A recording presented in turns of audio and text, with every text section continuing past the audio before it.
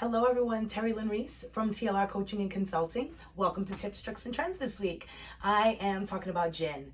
I am super excited that gin is back in. As a bartender, gin has always been a difficult spirit to mix and to convince customers to try. It's got a really strong flavor to it. Juniper berries is what it's made by, if you didn't know that. And it has to be predominantly the juniper berry aromatic and flavor in the spirit in order for it to be considered a gin. But it's tough to mix florals. It's herbaceous, which means it's got herbs and spices and things like that in it. So it's not for every palate. Fell off the map for a little while when vodka came on really heavy. Vodka's, typically a smoother spirit. It takes on the flavor or the character of anything that you're mixing it with. For the beginner drinker, it's really easy to get into. The apple martini thing was crazy for a while. So that's why I kind of pushed gin to the side. But gin's been around for a really, really long time. In 16th century, they were using gin for medicinal purposes. I think it cured gout, people thought, stomach issues, all kinds of different things. And then they started distilling it and drinking it, for consumption. But gin, it's great. I'm really, really excited that it's coming back in. There's a few different kinds of gin out there. Your staples are going to be like your London Dry. That's Tanqueray. Beefeater, there's a British gins. Bombay, that's the typical flavor of a gin that you're going to get out there. And then you've got a Plymouth gin, which is actually a little drier than the London Dry. They actually push the citrus a little more forward in that gin. It's a good mixing gin that comes out of the UK. A few distilleries left doing that type of gin. It's a good one. Again, good mixing gin. Another one is Old Tom. I believe this was called bathtub gin back in the day. Gave gin a really bad name for a while because people were distilling this in their own bathtubs, trying to infuse all the wrong flavors to try to cut that juniper berry strong flavor, and it was just not working. So that's why I got that flavor bathtub. That name, the bathtub gin thing. But new distillers are getting creative with flavors and fusions and things like that. So this Old Tom, you're going to start to see that back on the line again. And again, it's a good mixing gin, things like that. Today, I want to focus and spotlight a local spirit. I am super proud of these women. This is a female-owned distillery. They are a proudly gay-owned company based out of Pawtucket, Rhode Island. They're making their own vodkas, gins. They've got some liqueurs. There's a Rhode Island red vodka out there, cranberry-based. I mean, of course, it's Rhode Island. It's really, really good. If you like limoncello, they've got a grapefruit cello out that is fantastic. Really nice right now in the summer over just some ice. Please try it. Rhode Island Spirits, again, they're based out of Pawtucket, Rhode Island. I'm really, really proud of these ladies and super excited to spotlight it. Gin, again, is one of those floral, herbaceous liquors, classic spirit. I like to keep it simple with this one. You can mix it with stuff that you want, but citrus, herbs, I've got some mint here, blueberries. Just keep it light. A classic gin and tonic, nothing like it. On a regular gin that Rhode Island Spirits is doing, it's basically got the regular florals and juniper that you're going to find in there, but it's also got orris, coriander. I believe it's got some angelica in there. This is really just a nice botanical regular gin. Not a super strong aromatic flavor, but you can tell that juniper berry is in there. I'm just going to make a really nice, simple gin and tonic.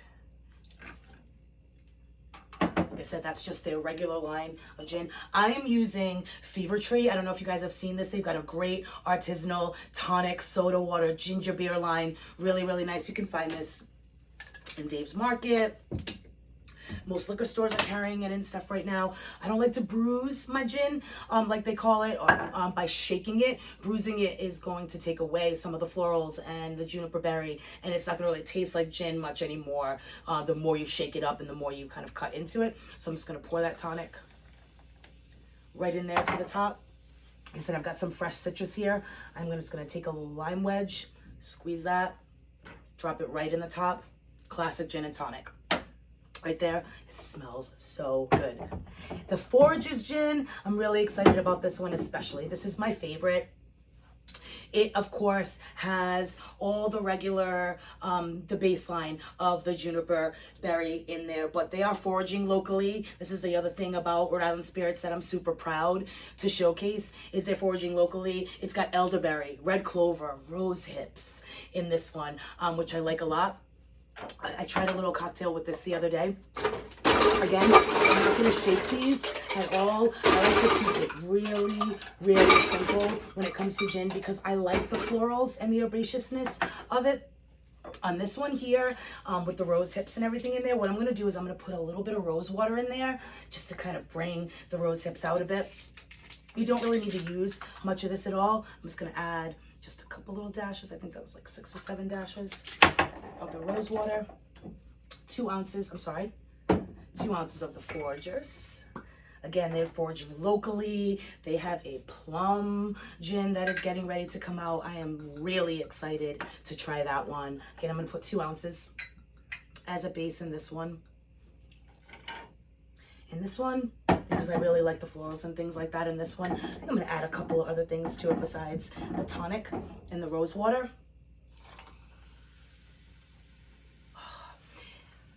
The bubbles kind of bring out the juniper berry flavors and some of the florals in there. I love it. I'm going to add a little bit of mint to this.